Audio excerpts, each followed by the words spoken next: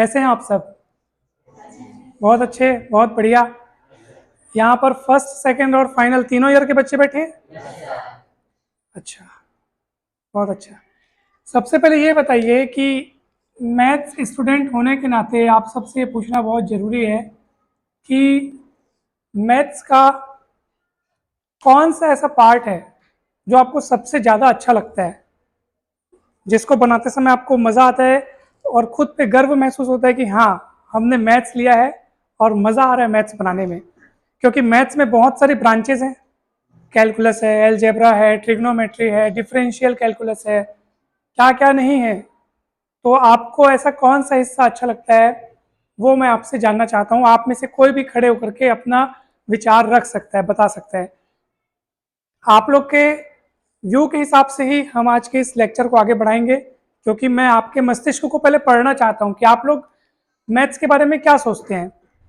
क्योंकि अक्सर मैथ्स को कठिन सब्जेक्ट के तौर पर देखा जाता है, इसलिए ये पाया जाता है कि कॉलेज में क्या, स्कूल से ही 11वीं 12वीं के स्तर से ही बच्चे लोग मैथ्स में कम रुचि लेते हैं। जहाँ तक अभी कुछ सालों से ये देखा जा रहा है, 10वीं के बाद जब सब्जेक्ट लेने की बारी आती है तो अधिकतर लोग, मतलब जिनको साइंस चुनना होता है, तो साइंस में यहाँ पे दो ही हैं, बायो और मैथ्स। तो आपने खुद भी देखा होगा कि अधिकतर लोग किस में चले जाते हैं, बायो में। मैथ्स में बहुत कम लोग जाते हैं।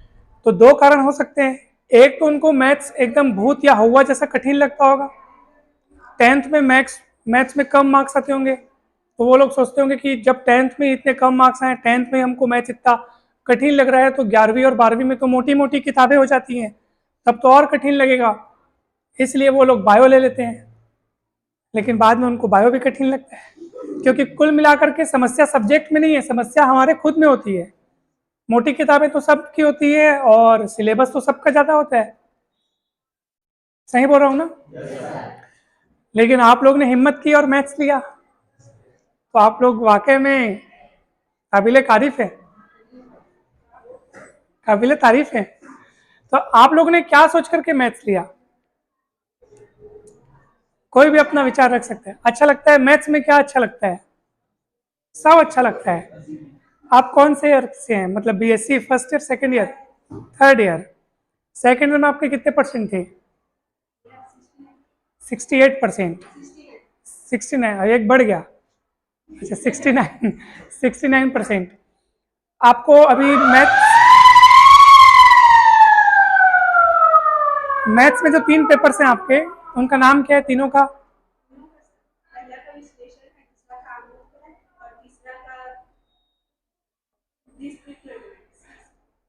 अच्छा, अमूर्त बीजगणित में क्या क्या पढ़ते हैं?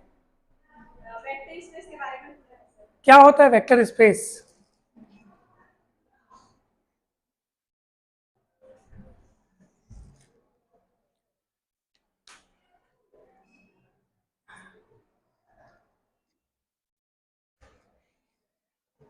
क्या होता है वेक्टर स्पेस, कौन बताएगा?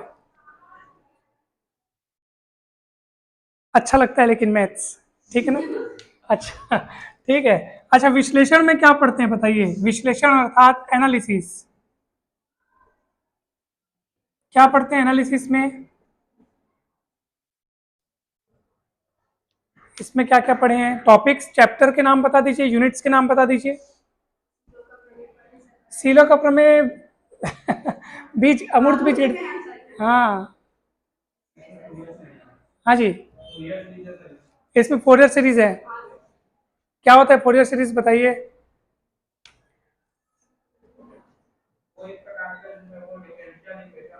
हम्म, हाँ जी।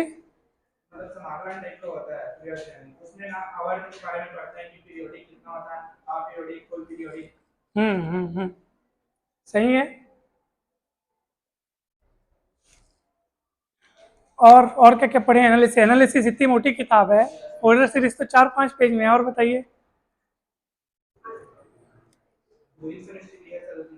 दूरी की समष्टि पहले यूनिट से सीधे चौथे यूनिट में, और बीच में और कुछ है? बताइए बताइए। चलिए बैठ जाइए। देखिए, मैथ्स में हमने अब तो फर्स्ट टर्म में 2 ही पेपर्स हैं और सेकंड और फाइनल में अब भी 3-3 पेपर्स है। पेपर्स अलग अलग होते हैं, हम मैथ्स पढ़ते जाते हैं, बहुत सारी चीज़ें सीखते जाते हैं। जो चीज़ हमको ठीक से समझ में नहीं आती या तो उनको हम रट लेते हैं या तो आगे के लिए छोड़ देते हैं कि आगे इसको अच्छे से समझेंगे। लेकिन पहला हमारा जो उद्देश्य होता है हम सभी का, यानी कि हम जब विद्यार्थी थे आपके जैसे, तो हमारा भी यही उद्देश्य था कि किसी तरह से हम परीक्षा दिला करके पास हो जाएं। यही कारण है कि हम जब परीक्षा हमारी पास आती है तो हम बुक छोड़ करके किसका सहारा लेने लगते हैं? गाइड का सहारा लेने लगते हैं। क्योंकि बेसिक नॉलेज को साइड रखो, गणित की नॉलेज को साइड रखो, पिछले 5 साल का आंसर लाओ, क्या क्या क्वेश्चन पूछा है उसको देखो, समझ में आ रहा है ना? ये 2018 में आया था, 20 में आया था, 22 में आया था, तो 24 में आएगा, ऐसे होता है ना? तो वो हम लोग उस समय दुनिया भर का जो ज्योतिष शास्त्र है ना, वो हम उसमें लगा देते हैं और उसके बाद उसमें से निचोड़ निकालते हैं कि हाँ यही 5 आएगा और उसको पढ़ते हैं। समझ में आ रहा है ना? तो उस 5 के चक्कर में हम ज़्यादा से ज़्यादा 10-15 क्वेश्चन पढ़ लेते हैं और खुद को भयंकर शाबाशी देते हैं, अच्छा तैयारी हो गया है, पेपर बने जाही। और फिर हम पेपर दिलाने जाते हैं तो हमारा चाहा हुआ पूरा पूरा तो नहीं फंसता है, लेकिन बहुत कुछ फंस जाता है और नहीं फंसा तो फिर हम फंस जाते हैं, है ना? और फंस जाता है तो नंबर पा जाते हैं और पास हो जाते हैं, जिससे फिर हमको होशियार समझा जाता है। लेकिन वास्तव में हम लोग होशियार नहीं है, स्वीकार कर लिए स्वीकार कर लियो कि होशियार नहीं हो। अरे ऐसा क्यों? अपने आप को कभी कम नहीं सोचना चाहिए, अपने आप को अच्छा महसूस कराओ, खुद को आप कहो कि होशियार हैं। जरूरी थोड़ी है कि गणित में गधा होने से लोग गधे हो जाते हैं, है ना भाई? आप होशियार हो, अपने आप को कभी कम मत समझो, ठीक है? लेकिन हमको एकदम ज़्यादा भी नहीं समझना है। हमेशा आप अपने मन में ये रखो कि बहुत कुछ दुनिया में है जानने को, ठीक है ना? कभी भी हमको ईगो नहीं करना चाहिए। आप ये सोचो कि हमें बहुत कुछ सीखना है, सीखते रहना है, जानते रहना है। तो जब अपने मन में आप ये भाव लाओगे ना कि अभी हमको बहुत कुछ सीखना है, हमारे मार्क्स भले हम भले ही पिछली कक्षा से पास होकर के अगली कक्षा में भले ही चले गए हों, लेकिन वो किस तरीके से आप खुद जानते हैं। परीक्षा प्रणाली ऐसी है कि क्वेश्चंस रिपीट होते हैं, हम गिने चुने क्वेश्चंस तैयार करते हैं, याद करते हैं और हम अगली कक्षा में पहुंच जाते हैं। लेकिन वास्तव में आप देखो, बैचलर ऑफ साइंस आप बीएससी कर रहे हो, विज्ञान का स्नातक आप बनने जा रहे हो, है ना भाई? तो आपको सोचिए आपको कितनी नॉलेज होनी चाहिए उस गणित की, या जो भी आप सब्जेक्ट पढ़ रहे हैं, गणित, फिजिक्स, केमिस्ट्री, हिंदी, इंग्लिश, जो भी आप पढ़ रहे हैं, आपको उसकी अच्छी खासी नॉलेज होनी चाहिए। बीएससी तो चलो आप कर लोगे, फाइनल ईयर में हो तो बीएससी इस साल पार कर लोगे, मगर आगे चल करके आप क्या यहीं पे कहानी आपकी समाप्त हो जाएगी क्या? आगे चल करके आप एमएससी करोगे, एमएससी नहीं करोगे तो किसी दूसरी स्ट्रीम में जाओगे, दूसरी दिशा चुनोगे, लेकिन जहां भी जाओगे आपका सामना एक अच्छे खासे दमदार कॉम्पिटिटिव एग्जाम से तो होगा ही ना। आप उससे कहाँ बच के जाओगे? उसमें 5 साल का अनसॉल्व नहीं चलता है, पैटर्न आपको पता चल जाएगा कि किस तरीके का पैटर्न होता है। लेकिन क्वेश्चंस तो सब नए नहीं रहेंगे, नए नए क्वेश्चन से सामना होगा, नई नई ट्रिक्स को आपको फॉलो करना होगा। उस समय कैसे करोगे? तो ये रटी रुटाई वाली पद्धति जो है कि हाँ ये क्वेश्चन अब आया है, अब आया है, अब आया, अब आएगा, ये 10 में से 5 पक्का फंसेगा, तो इसी बेसिस पे हम लोग भले पास हो जाते हैं बीएससी। लेकिन आपको अपनी मेंटेलिटी, अपनी मानसिकता इस तरह से तैयार करनी होगी कि हम सिर्फ और सिर्फ बीएससी के लिए नहीं पढ़ रहे हैं। बीएससी पास करना हमारा उद्देश्य नहीं है। आपका उद्देश्य क्या है? क्यों पढ़ते हैं हम लोग? हम लोग क्यों पढ़ रहे हैं? बहुत सरल सा सवाल है, आप क्यों पढ़ रहे हैं? क्यों पढ़ रहे हैं? पता नहीं किसी को क्यों पढ़ रहे हैं। रोज कॉलेज आते हो आप लोग, 6-7 घंटे यहाँ बिताते हो, क्यों पढ़ रहे हैं हम? ज्ञान अर्जित करने के लिए। बहुत बढ़िया, किसने बताया? खड़े हो। तो पढ़ क्यों रहे हैं? तो ज्ञान अर्जित करने के लिए। ज्ञान क्यों अर्जित करना है? जीवन को सफल बनाने के लिए। जीवन सफल कैसे बनेगा? कड़ी मेहनत से। मैं बताऊं हम लोग क्यों पढ़ रहे हैं? बैठो। हम लोग पढ़ रहे हैं पैसा कमाने के लिए। बहुत सरल सा सूत्र था, आप बोलोगे सर पैसा कमाने के लिए ये कैसे हुआ? देखो भाई, आप पढ़ क्यों रहे हो? ताकि आप पढ़ लिख करके किसी अच्छी जगह पर जा करके जॉब कर सकोगे। जो चीज़ हम सीखे हैं, उस जो भी सीखे हैं उस नॉलेज के बल पर हम कोई एग्ज़ाम क्लियर करेंगे, हमारा सिलेक्शन होगा, हम कहीं जा करके जॉब लगेंगे। जॉब नहीं तो आप कहीं खुद का काम करोगे। लेकिन जो भी इंसान करता है अपने जीवन को चलाने के लिए, जीवन को चलाने के लिए धन की जरूरत होती है। धन आता है अपने काम से, अपनी मेहनत से। मेहनत करोगे, काम करोगे, और उसी के लिए आप अभी तैयारी कर रहे हो। ठीक है ना? सही बोल रहा हूँ ना? तो भाई वो केवल वो रटी रुटाई पद्धति से नहीं मिलेगा, आपको तगड़ी मेहनत करनी पड़ेगी। अभी मैं फर्स्ट ईयर का वाइवा ले रहा था कुछ देर पहले। आप लोग को ऐसे नीचे मुंडी करने की जरूरत नहीं है, शर्माना नहीं है, वो उन लोग का भी वही हाल है। आप फर्स्ट ईयर में हो ना, तो अभी आप लोग भले प्रश्नों के उत्तर आप नहीं दे सके, तो आप लोग शर्मा रहे हो कि हम लोग उत्तर नहीं दे सके। मैं किसी का नाम नहीं लूंगा, कि नाम मिलूँ तो किसका लूँ, सबका तो एक जैसा हाल था। तो वैसा ही हाल उन लोग का भी है। जैसे मैं आप लोग से पूछ दूंगा, चलिए मैं आपसे पूछता हूँ, एलसीएम आप लगभग बहुत कॉमन चीज़ है। हम लोग मैथ्स के सवाल सॉल्व करते समय जब तब हमारा सामना एलसीएम से होता ही होता है। आप में से कौन एलसीएम की डेफिनेशन मुझे बताएगा? एलसीएम मतलब होता है लघुत्तम समापवर्त्य, लीस्ट कॉमन मल्टीपल। इसकी डेफिनेशन क्या है? कौन बताएगा? बताइए। इंग्लिश मीडियम वाले कौन कौन है यहाँ पे, जो जिसका बैकग्राउंड या 11वीं 12वीं में जो इंग्लिश मीडियम पढ़े हैं? कोई है? सब हिंदी मीडियम वाले? हाँ, तो बताइए एलसीएम अर्थात ल से जिसको हम बोलते हैं लघुत्तम समापवर्त्य, क्या होता है ये लघुत्तम समापवर्त्य? चलो बताओ मेरे को आप, 4 12 20 का एलसीएम कितना होगा? 4 12 20 का एलसीएम कितना होगा बताइए?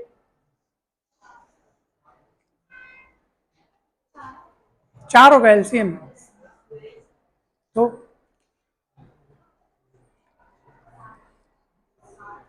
60 पक्का? किसने बताया? कौन बताया 60? मिलकर बताया? अच्छा अच्छा, 60 मतलब 15 15 मिला के चारों जन बताया 60? अच्छा अच्छा ठीक है। तो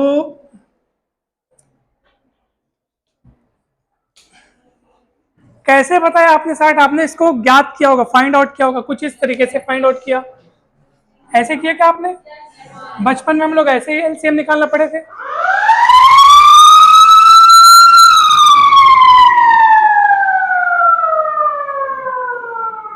दो दूनी 4, 2 छक्के 12, 2 दहम 10, ऐसे किए ना?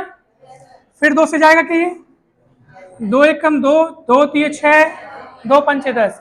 अब नीचे लिखी कोई भी संख्या 2 से विभाजित, तो हमको आगे सोचना होगा। 2 के बाद डायरेक्ट 5 10 नहीं सोचना, एक एक कदम आगे बढ़ो।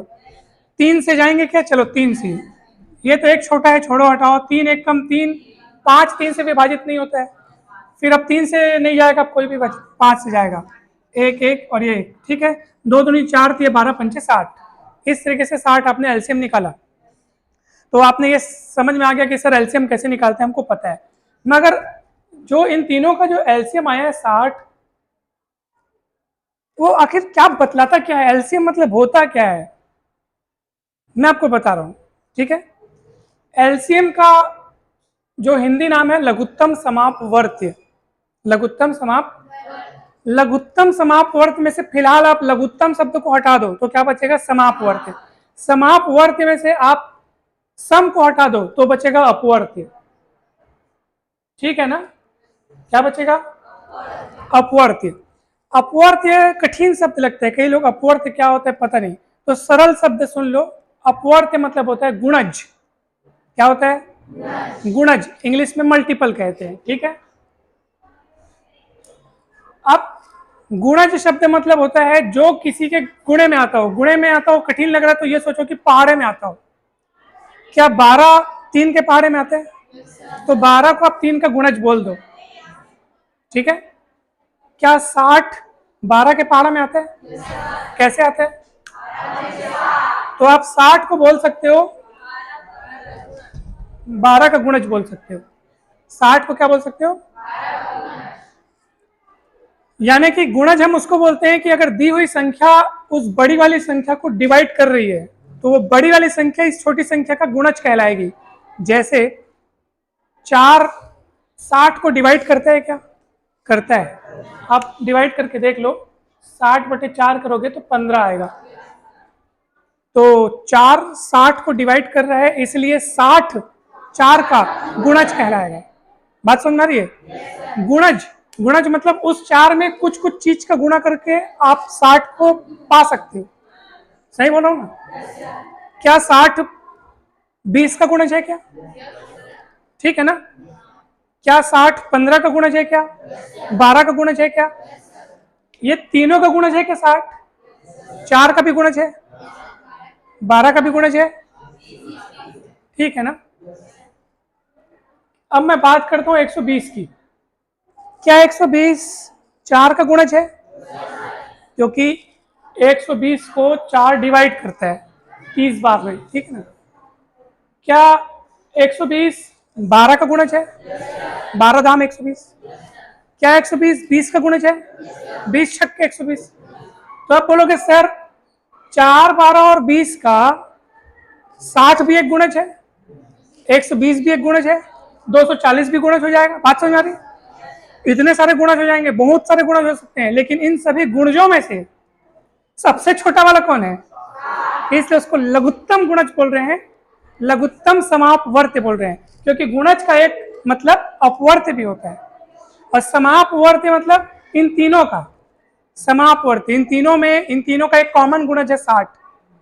इन तीनों का एक कॉमन मतलब तीनों के लिए है वो 60 तीनों का एक गुणज है, 120 भी तीनों का एक गुणज है, 240 भी है। बात समझ में आ रही है ना? लेकिन इन सभी गुणजों में सबसे छोटा कौन है? 60 है। तो इसलिए 60 को बोल रहे हैं लघुत्तम समापवर्त्य, यानी लघुत्तम उभयनिष्ठ गुणज। समाप मतलब कि सबके लिए वो कॉमन गुणज है। समझ में आ रहा है ना? जब आप समझ के पढ़ोगे ना तो आपको गणित से एकदम प्यार हो जाएगा, आपको लगेगा यार मजे की चीज है ये। किसी महान दार्शनिक ने कहा है कि जिस व्यक्ति की बुद्धि बहुत भटकती हो, जिसके विचार जिसकी भावनाएं उसको बहुत परेशान करती हो, जो बहुत सोचने वाला व्यक्ति हो, उसको दुनियादारी से परेशान न होकर के सिर्फ एक कार्य करना चाहिए कि वो गणित पढ़ने लग जाए, गणित की बुक खोल के बैठ जाए, गणित के सवाल बनाने लग जाए अगर वो, तो उसका दिमाग, उसका मस्तिष्क धीरे धीरे शांत हो जाएगा। गणित में इतनी शक्ति होती है कि वो आपको दुनियादारी में जो आपका दिमाग भटक रहा है, जैसे आपको विचार बहुत परेशान कर रहे हैं, तो वहां से खींच खाच के वो आपको एक जगह केंद्रित करने का काम गणित करता है। क्योंकि गणित सॉल्व करते समय हम लोग को पूरे एकाग्रता की जरूरत पड़ती है। बाकी सब्जेक्ट अलग होते हैं, गणित में आपको पूरा ध्यान देना पड़ता है। एक प्लस का माइनस हुआ या एक अंक इधर उधर हुआ तो आपका सवाल गलत बनेगा। ठीक है ना? तो गणित का आप लोग महत्व जानिए भाई, सभी विषयों का ये राजा कहा जाता है। समझ में आ रहा ना? गणित सबसे ऊपर कहा जाता है। वेदों में जितने विषयों का उल्लेख हुआ है उनमें सबसे ज्यादा सुशोभित गणित होता है। एक श्लोक भी लिखा हुआ है, आप उसको देखिएगा। जैसे नाग की सुंदरता, नाग की सुंदरता उसकी मणि से होती है। ठीक है ना? मयूर की सुंदरता मणि से होती है ना? सांप से होती है। तो वैसी इतने विषयों में, जो वेद में जितने विषयों का उल्लेख हुआ है, तो उन उसको अलंकृत कौन कर रहा है, उसका श्रृंगार कौन कर रहा है, उसको सजा कौन रहा है, वो सुंदरता उसकी कौन बढ़ा रहा है, वो कौन है? वो गणित है। गणित बहुत बड़ी चीज है। आप अपने चारों ओर हर चीज देख लो, जो चीज आपको दिखाई दे रही है, ये प्रोजेक्टर से लेकर के हर चीज में गणित इस्तेमाल हुआ है। आप बाकी सब्जेक्ट पढ़ते हैं उसमें गणित है, फिजिक्स में गणित है, केमिस्ट्री में गणित है, हिंदी इंग्लिश में सब में गणित है, सब में गणित है। जिस टेबल जिस कुर्सी पर आप बैठे हैं वो गणित के इस्तेमाल से ही बनी है। नाप जोक करके तो हम बनाते हैं ना, क्या है वो? गणित है। कद का भाई कद का के टेबल हा, कद का भाई कद का कमरा है, सब गणित का खेल है। बैंकिंग में, व्यापार में, वाणिज्य में, प्रबंधन में, हर जगह गणित है। गणित की महिमा बहुत न्यारी है। मैं तो आपसे जस्ट एक एलसीएम का एक बेसिक सवाल ही पूछ रहा था, ये जानने के लिए कि हम जो पढ़ते हैं तो वो जो काम हम लोग करते हैं, एलसीएम निकालने बोला मैं आपको तो आपने तो आंसर फट से बता दिया, 4 12 20 का 60 होता है करके, लेकिन एलसीएम होता क्या है वो आप लोग नहीं बता पाए। आप लोगों को पता है 1 2 3 4 5 6 7 8 ये सब नंबर्स होते हैं। अगर मैं आपसे पूछ दूं संख्या क्या है, तो इस आप में से कितनों को इसका उत्तर पता है? संख्या क्या है?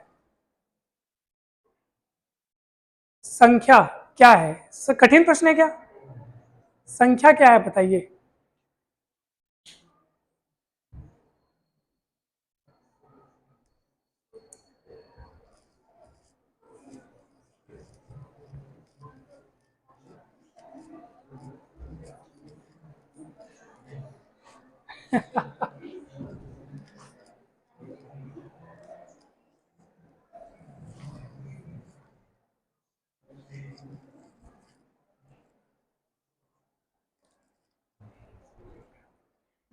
आया कुछ दिमाग में?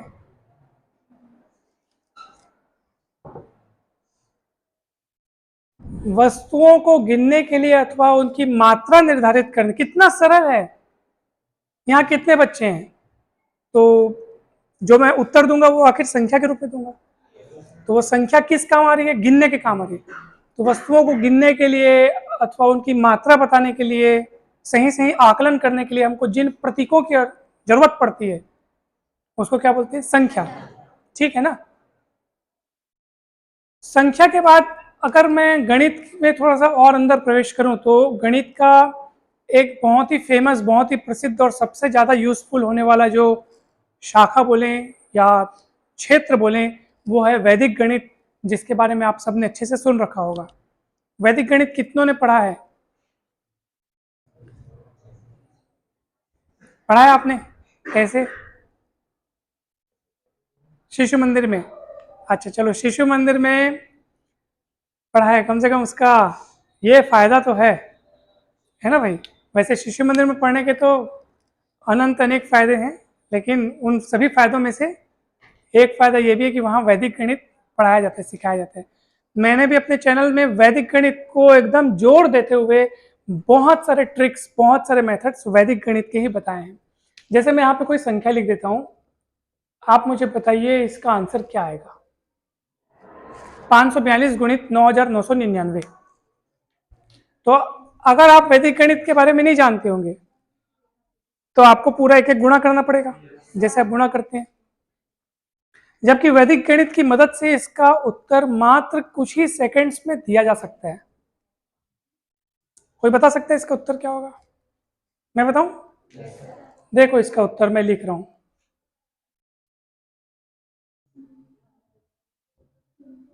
ये इसका आंसर आ गया। कैसे लिखा हमने?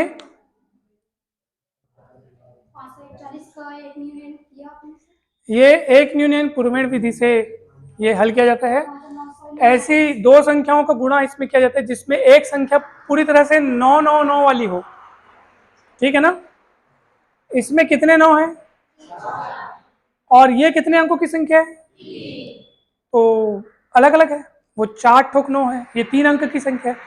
तो इसको भी 4 अंक की संख्या बनाना पड़ेगा और उसके लिए सामने में 0 लगाना पड़ेगा।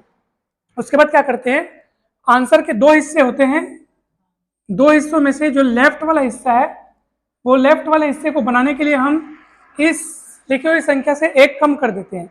542 लिखा है, एक कम करेंगे तो कितना होगा? यहाँ लिख दिए। उसके बाद बारी बारी से आप इसमें से इसको घटाते जाइए। 9 में 1 गया 8, 9 में 4 गया 5, 9 में 5 गया 4 और ये 0, 9 में 0 गया 9। समझ में आया? आपका आंसर आ गया। चलो बताओ 35 का वर्ग कितना होता है? ये बहुत सरल सवाल है, बहुत सरल, मतलब कोई भी इसका आंसर तुरंत दे सकता है अगर उसको ट्रिक्स का पता हो। नहीं तो आपको गुणा करना ही पड़ेगा 35 को 2 बार।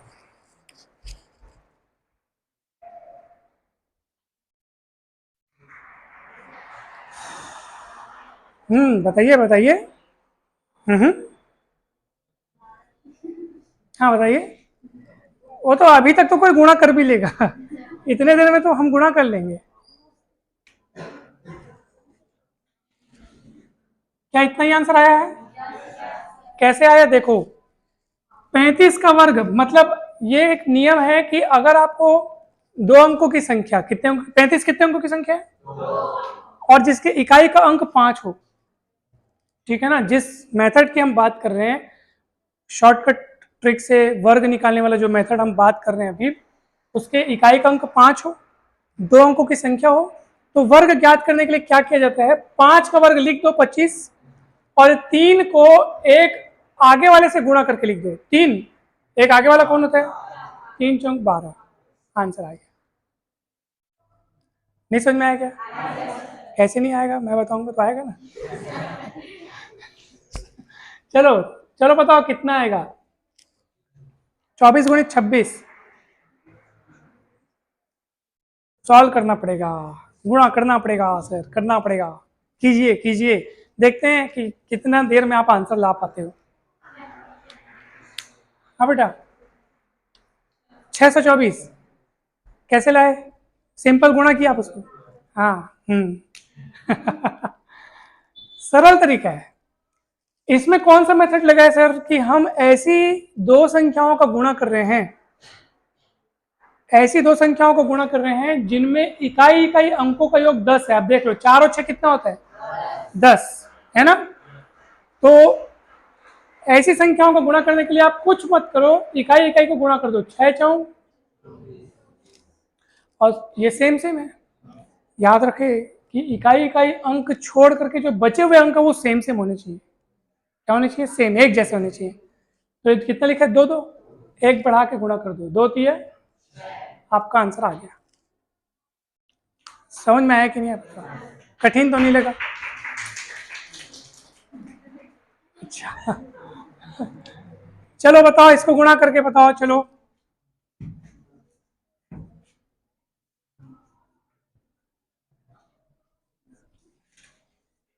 5234 गुणित 11।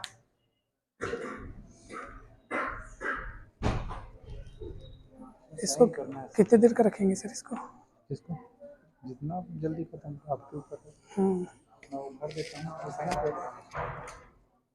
इसमें रहेगा, इसमें रहेगा।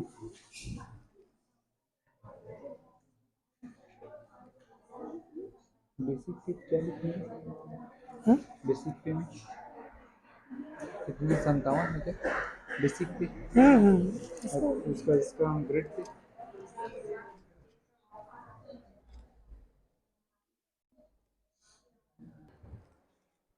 57,000।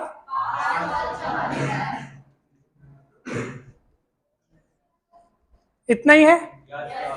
पक्का? कैसे लाए? गुणा करके। देखो शॉर्टकट ट्रिक, ये क्या लिखा है? लिख दो 4, जोड़ दो 4 3, 3 2, 2 5, फिर 5। आ गया आपका आंसर। जादू है ना, जादू। हाँ 11, ये जो ट्रिक है ना, 11 से आप किसी संख्या, किस दुनिया कोई भी संख्या का गुणा किससे करना है आपको, अगर मान लो 11 से गुणा करने का ये ट्रिक है कि आप ये पहला अंक लिखो, फिर हर बाजू वाले अंक से लाइन से क्या करते जाओ, फिर लास्ट वाला लिख दो, उतना ही आंसर आएगा आपका। ये भी एक ट्रिक था। अभी मैं आप लोग को पूछता हूं कि आपको पहाड़ा कहां तक याद है, तो आपका उत्तर क्या होगा? अभी मैं पूछा भी था, तो एक बच्ची ने बताया कि हमको 20 तक पूरा याद है।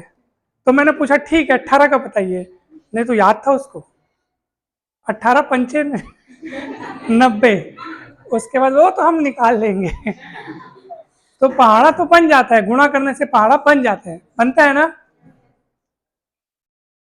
आप मेरे को बताओ किस संख्या का पहाड़ा लिखना है, मैं उस संख्या का पहाड़ा आपको यहाँ पे लिख के बताता हूँ। आप लोग को मैं छूट देता हूँ, आप मेरे को 99 तक का कोई भी संख्या बोल सकते हैं, 87 88 85 89। पक्का? एकदम? देखो लिख रहा हूं मैं, दिल थाम के बैठो। 89 का पहाड़ा लिख रहा हूं मैं। सबसे पहले मेरे को बताओ 89 में कौन कौन से अंक दिख रहे हैं आपको? 8 और 9 का तो पहाड़ा पता है ना? चलो मेरे को बताओ, इधर 8 का पहाड़ा बताओ, इधर 9 का पहाड़ा बताओ। 8 एकम 8, 8 दूनी 16, 8 3 24, 8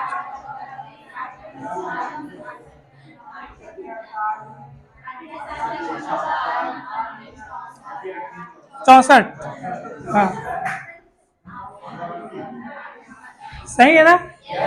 तुम लोग फास्ट बोलते जा रहे थे ना, तुम एक एक कूदते जा रहा था आगे। हाँ 9 का बताओ। 9 नहीं 18? अच्छा 9 दूनी 18।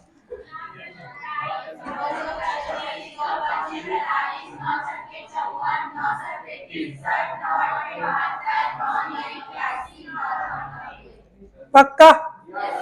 एकदम? और हमको किसका पहाड़ा बनाना है? बन रहा है देखो। पक्का? देख लो भैया, बन रहा है ना? ये क्या लिखा है? जोड़ दो एक, क्या 16 और 1? 8 को वहीं रहने दो और जोड़ दो, 16 और 1 17। 89 दूनी बन गया। 24 2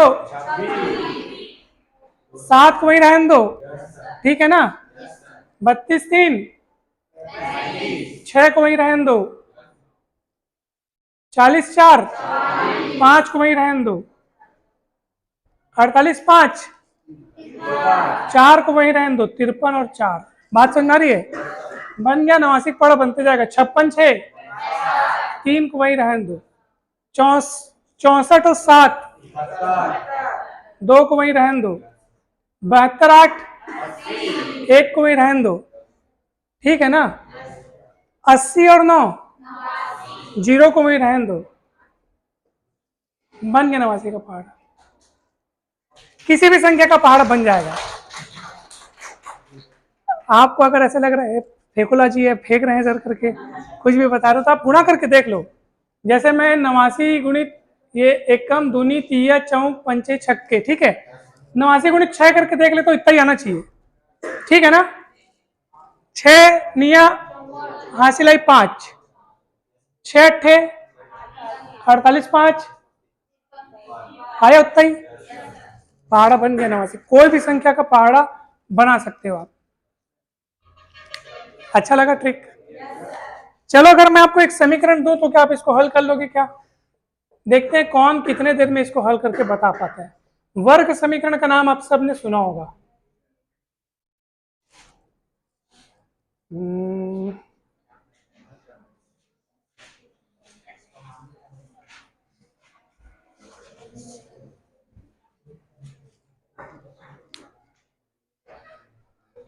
देखते हैं कितने देर में आप इसको हल कर पाते हो।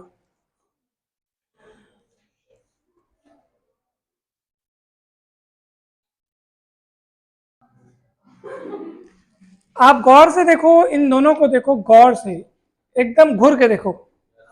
इनको घूरो, घूर रहे हो ना? क्या लिखा है? ये x plus 1 upon x plus 2, और ये जस्ट इसका उल्टा लिखा है x plus 2 upon x plus 1। तो भैया x plus 1 upon x plus 2 लिखा है और बाजू वाला जस्ट उल्टा लिखा है, तो क्यों ना आप थोड़ा दिमाग लगा दें कि बाजू वाले चीज को भी 37/6 को भी आप वैसे ही दो संख्याओं के रूप में लिखें जिसमें दोनों एक दूसरे को उल्टा हो। 6 प्लस 1/6 लिख सकते हो क्या आप इसको? एलसीएम निकाल के देख लो। 6 छक्के 36, 36 और 1 37/6, और दोनों एक दूसरे को उल्टा है।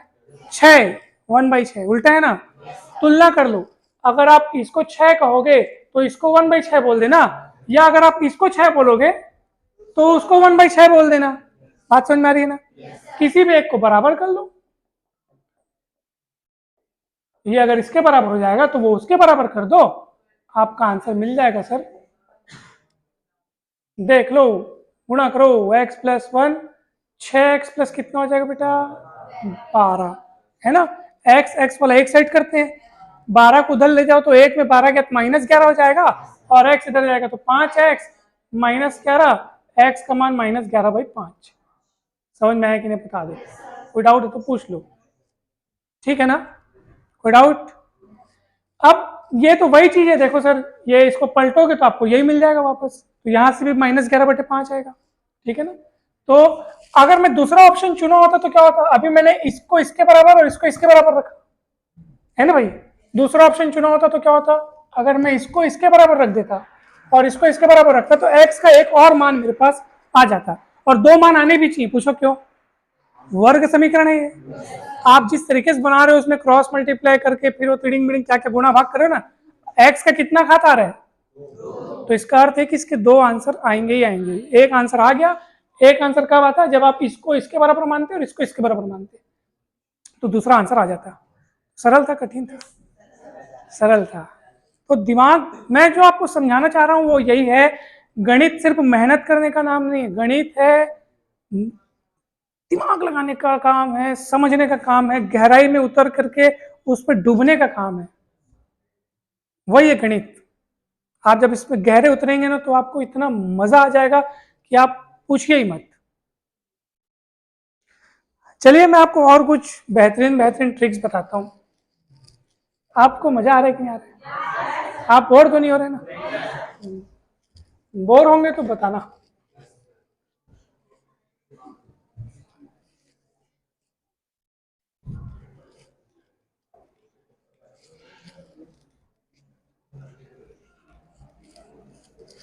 अच्छा एक बात बताओ, 25 में से 2 कितने बार घटाया जा सकता है?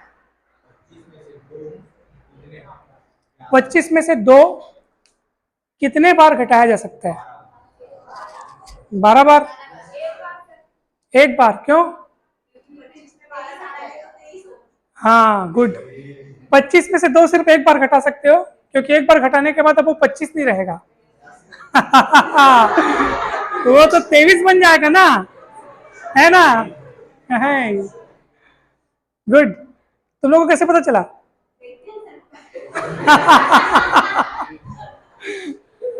हाँ गुड। वैसे ये मैं मोबाइल में नहीं देखा था, मैंने कहीं ये क्या, ये क्या था? ये वाले मोबाइल की बात नहीं कर रहा। अब मैं आपको एक और भी, ये शोरगुल मेरे को पसंद नहीं आता, पूरा डिस्टर्ब हो जाता है।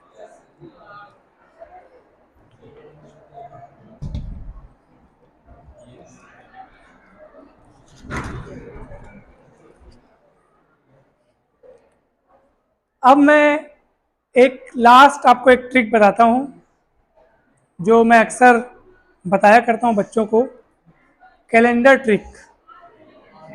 हाँ, इस ट्रिक में यह है कि आप मुझे इतिहास का, चाहे आने वाले भविष्य का कोई भी डेट बता दीजिए, महीना और सन सहित। मैं आपको बता सकता हूं कि उस दिन कौन सा वार था या आगे होगा, बहुत ही कम समय में आपको बता सकता हूं। आप मेरे को कोई भी एक डेट बता दीजिए, ट्राई करके देखते हैं, हो सकता, क्योंकि ना इस टॉपिक पर पूरा फुल डिटेल्ड वीडियो मैंने चैनल पे बनाया था, तो उस समय बहुत मेहनत करके मैं बनाया था। हो सकता है उसके कोड वर्ड्स, इसमें क्या होता है, महीना का महीना का और साल का और सेंचुरी का कोड वर्ड्स रहते हैं, कोड नंबर्स रहते हैं, तो वो कोड नंबर अगर याद हो ना तो तुरंत बन जाते हैं। तो वो सब याद करते हुए मैंने एक वीडियो डाला हुआ है, आप लोग उसको देख सकते हैं। अगर उस वीडियो का थोड़ा बहुत हिस्सा मेरे को अभी अगर याद होगा तो मैं आपको अभी बता सकता हूँ। ट्राई करके देखने में क्या है, आप कोई भी एक डेट बता दीजिए। 10 जुलाई 2030। 3:30 बता रहा हूँ, मेरे को आता है। जुलाई अपना 7वां महीना होता है क्या?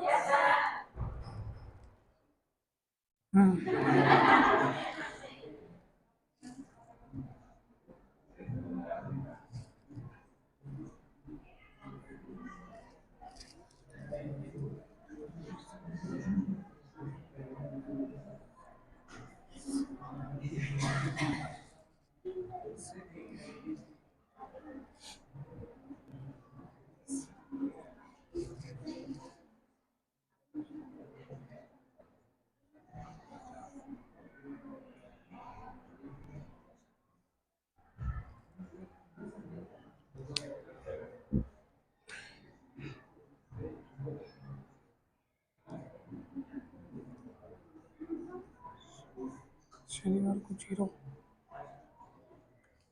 बुधवार, बुधवार। पहले चेक करो ना क्या मैं सही हूँ कि गलत हूँ, चेक करो, मोबाइल से लिख के देखो।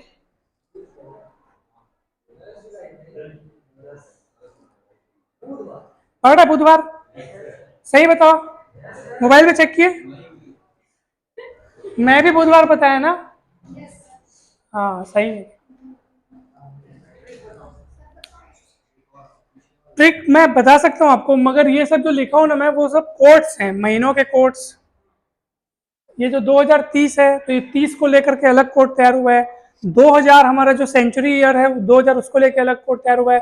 अगर आप मेरे को 2030 के बजाय 1630 या 1530, मतलब अगर 400, 500, 600, 700 साल पहले का या आगे आने वाले सालों का भी बोलते ना तो भी बन जाता है, क्योंकि सेंचुरी वाइज अलग कोड होता है, ईयर वाइज अलग कोड होता है, मंथली का अलग कोड होता है, और डेट को भी अलग तरीके से लिखा जाता है।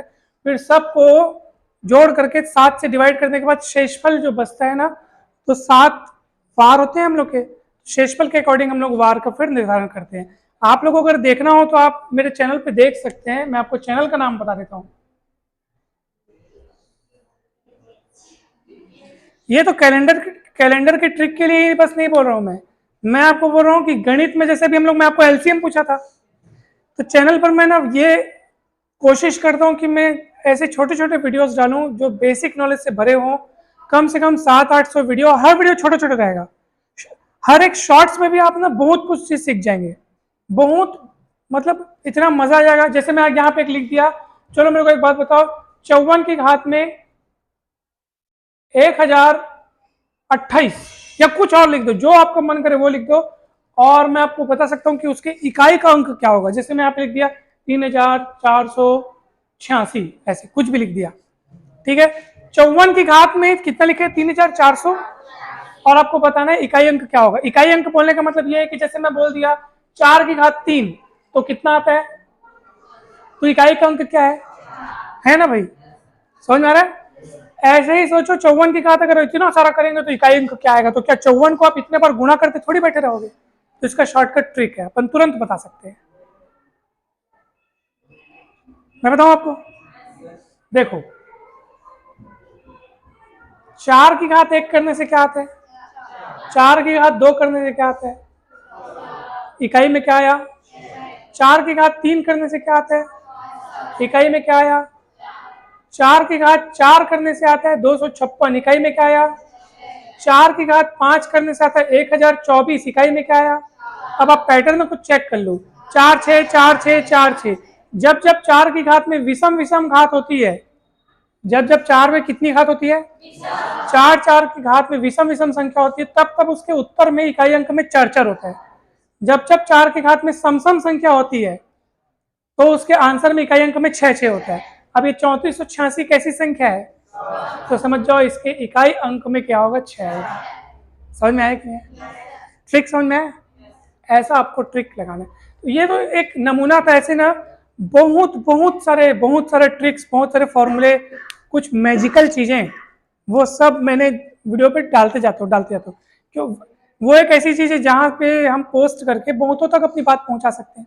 अभी मैं आपके पास हूँ तो 30-35 बच्चे इस चीज को सीख पाएंगे, लेकिन ये रिकॉर्ड हो रहा है, चैनल पर डालने के बाद ये बहुत लोगों को पास जाएगा। तो ये है, आप लोग देख सकते हैं, बिल्कुल ये वाला चैनल है, और आपका मन करे तो आप सब्सक्राइब भी कर सकते हैं, आपका मन करे तो आप शेयर भी कर सकते हैं, आपका मन करे तो आप कमेंट भी कर सकते हैं, आपका मन करे तो आप लाइक भी कर सकते हैं, है ना भाई? तो आप जरूर इसको देखें। आपको अगर गणित से संबंधित कोई भी प्रकार की डाउट हो, समस्या हो, या कुछ सलाह लेना हो, कुछ शेयर करना हो, तो आप इसमें शेयर कर सकते हैं। ये हमारा नंबर है, निसंकोच आप संपर्क कर सकते हैं। हम आपके पड़ोसी कॉलेज से ही हैं, खैरागढ़ कॉलेज से। ये सर हमारे बहुत अच्छे मित्र हैं। तो ये हमारा नंबर है 8871 420 304।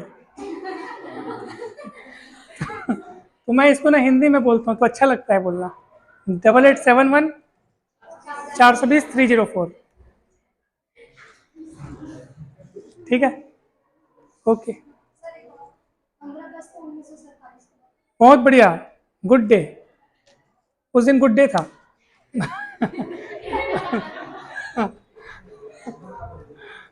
मतलब बहुत अच्छा दिन था ना भाई वो। तो 15 अगस्त 1900, अभी पता चल जाएगा। 15 अगस्त 1947। अगस्त कौन सा महीना होता है? 8वां। पक्का ना?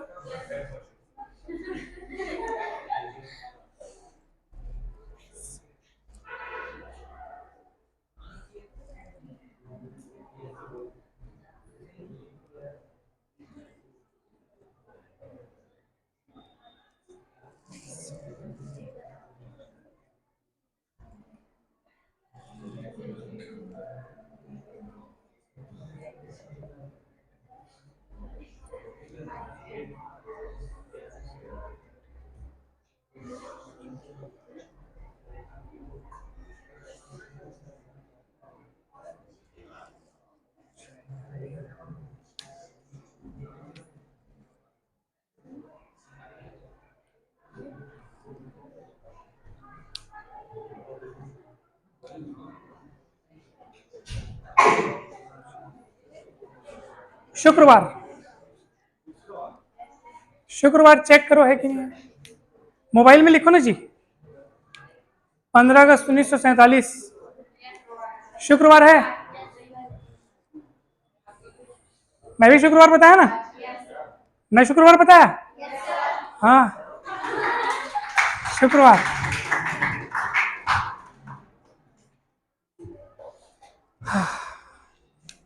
तो ठीक है ना, आप लोग जरूर देख सकते हैं। अच्छा एक बात बताओ मेरे को कि जब आप लोग पढ़ाई करने बैठते हो घर पे, तो जैसे मान लो कभी कभार आप लोग ये महसूस किया हो कि पढ़ते समय आप लोग का ध्यान कभी कभी भटकता है, होता है क्या? या हम अपने जीवन में बहुत सारी अनेक भावनात्मक समस्याओं से होकर गुजरते हैं। जैसे कई कई छोटी छोटी बात हमें बहुत देर तक हमारे दिमाग को घुमाते रहती है, और ये बात उस समय ज़्यादा याद आती है जब हम पढ़ने बैठते हैं। और जब किसी शादी या मेले में या जश्न में हम जाते हैं, महफिल में होते हैं, कुछ याद नहीं आता। उस समय तो हम और मस्ती के मूड में होते हैं और हमसे गलतियां हो जाने द्वारा कोई परवाह नहीं है। लेकिन जब हम एकांत में होते हैं और जब पढ़ने बैठते हैं, उस समय मेरे को ऐसा उसको नहीं बोलना था, मेरे को ऐसा नहीं करना था, उसको कैसा लगता होगा, उसने ऐसा क्यों किया, ऐसा जो भी है ना, ये सब तब आता है जब हम पढ़ना चाहते हैं। तो हम तरह तरह की प्रॉब्लम्स को फेस करते हैं। इसलिए मैंने एक चैनल और स्टार्ट किया था जिसमें मैं मोटिवेशनल स्पीच देता हूँ। उसमें बच्चों के लिए खासकर एक सेक्शन है, स्टूडेंट्स सेक्शन। मतलब पढ़ाई के लिए हम समय कैसे निकालें, टाइम मैनेजमेंट कैसे करें, अपना स्ट्रेस लेवल कैसे मैनेज करें, तनाव कम से कम कैसे करें, पढ़ा हुआ ज़्यादा समय तक याद कैसे करें, कम समय में ज़्यादा अच्छे से कैसे पढ़ें, इन तमाम टॉपिक्स पर वीडियोस डले हुए हैं। परीक्षा के समय कैसे पढ़ना चाहिए, आंसर शीट में कैसे लिखना चाहिए, आंसर शीट में आंसर लिखने का तरीका क्या है ताकि हमको अच्छे मार्क्स मिले, परीक्षा के 3 घंटे कैसे बिताने चाहिए, परीक्षा से आने के बाद क्या नहीं करना चाहिए और क्या करना चाहिए। तो इन तमाम टॉपिक्स पर वीडियो डलते रहते हैं, आप उनको देखा करें। वो एक अलग चैनल है, दूसरा चैनल है। क्या आप जानना चाहते हैं उस चैनल को भी? Thank you so much. उस चैनल का नाम हमारे नाम से ही है,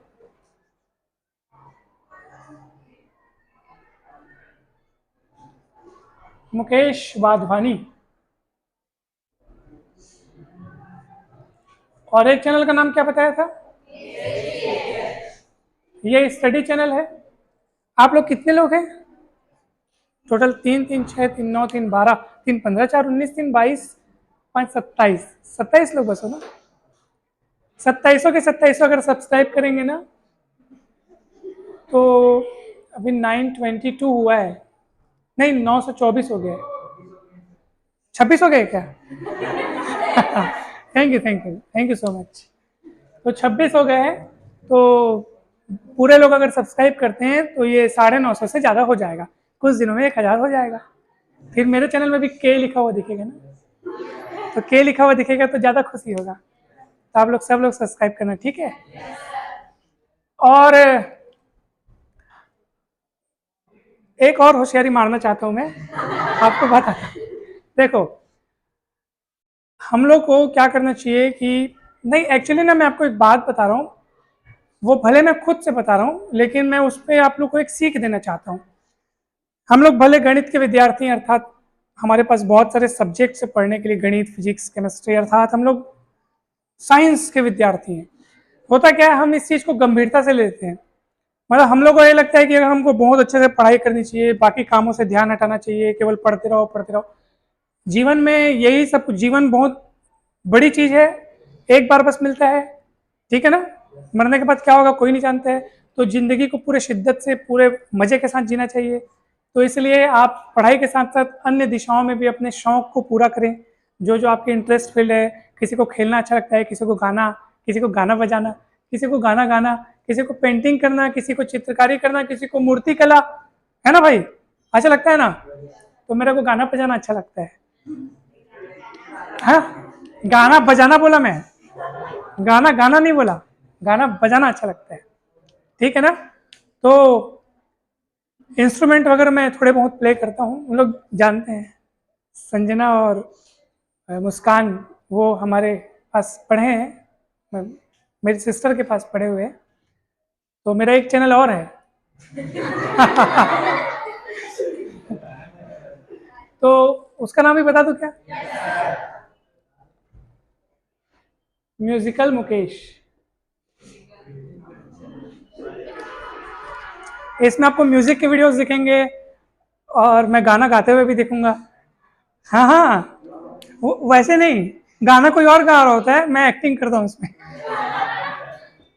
हाँ, कोई चलाया नहीं है, चलाएगा नहीं ना, ये सब रिकॉर्ड हो रहा है ना। नहीं, उससे क्या है, और भी जो जनता देखेगी वो सब्सक्राइब करेगी ना फिर। तो ठीक है, आप लोगों को कैसा लगा ये आज का लेक्चर? अच्छा लगा? ठीक है, थैंक यू सो मच, आप सभी का बहुत बहुत धन्यवाद।